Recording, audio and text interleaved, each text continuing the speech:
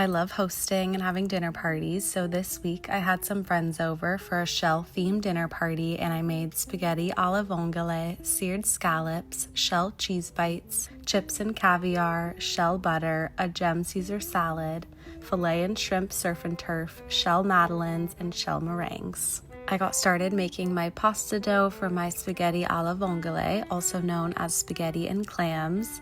I then thinned out my pasta dough, cut out the spaghetti, and added lots of flour so nothing stuck together.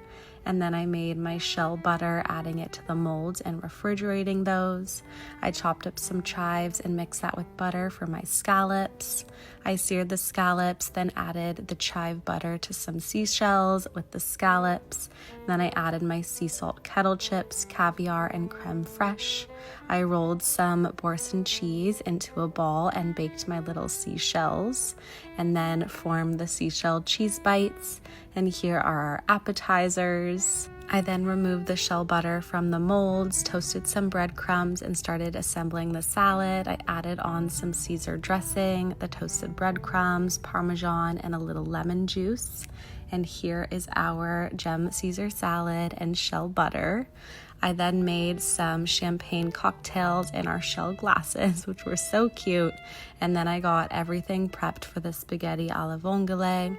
I seasoned our fillets and started searing those, added them to the oven, and started working on the shrimp and the clam sauce. I added in the shrimp, mixed that up, and then added the clams to their sauce and let those simmer till they opened up. I added in the pasta, and here is the final product for our dinner. It turned out so good. And then earlier in the day, I started browning some butter for the madeleines. I started mixing together the dry ingredients and then whipped up the eggs with the sugar and started adding everything together. I then buttered the shell madeleine mold and let that refrigerate with the dough, and then got those baking in the oven, and they turned out so cute. I then melted some white chocolate, added that to the madeleine molds, and pressed the madeleines in and refrigerated that so I could pop them out, and they looked like the cutest little seashells. And then I started working on my shell meringues.